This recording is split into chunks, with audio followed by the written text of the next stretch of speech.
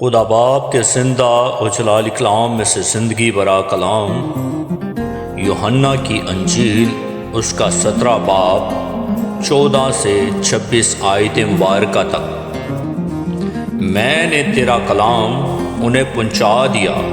اور دنیا نے ان سے عداوت رکھی، اس لیے کہ جس طرح میں دنیا کا نہیں وہ بھی دنیا کے نہیں۔ میں یہ درخواست نہیں کرتا کہ تو انہیں دنیا سے اٹھا لے، بلکہ یہ کہ اس شریر سے ان کی حفاظت کر، جس طرح میں دنیا کا نہیں وہ بھی دنیا کے نہیں۔ انہیں سچائی کے وسیلہ سے مقدس کر، تیرا کلام سچائی ہے۔ جس طرح تو نے مجھے دنیا میں بھیجا، اسی طرح میں نے بھی انہیں دنیا میں بھیجا، اور ان کی خاطر میں اپنے آپ کو مقدس کرتا ہوں، تاکہ وہ بھی سچائی کے وسیلہ سے مقدس کیے جائیں۔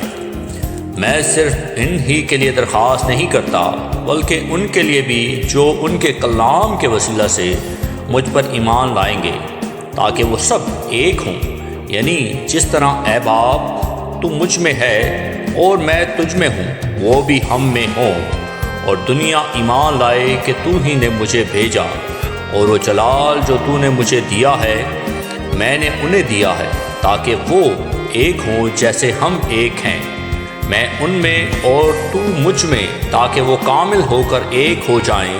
اور دنیا جانے کہ تو ہی نے مجھے بھیجا، اور جس طرح کہ تو نے مجھ سے محبت رکھی ان سے بھی محبت رکھی۔ اے باپ، میں چاہتا ہوں کہ جنہیں تو نے مجھے دیا ہے جہاں میں ہوں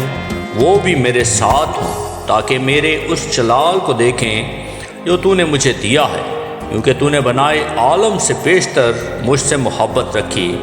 اے عادل باپ، دنیا نے تو تجھے نہیں جانا، مگر میں نے تجھے جانا، اور انہوں نے بھی جانا کہ تو نے مجھے بھیجا، اور میں نے انہیں تیرے نام سے واقف کیا اور کرتا رہوں گا، تاکہ جو محبت تجھ کو مجھ سے تھی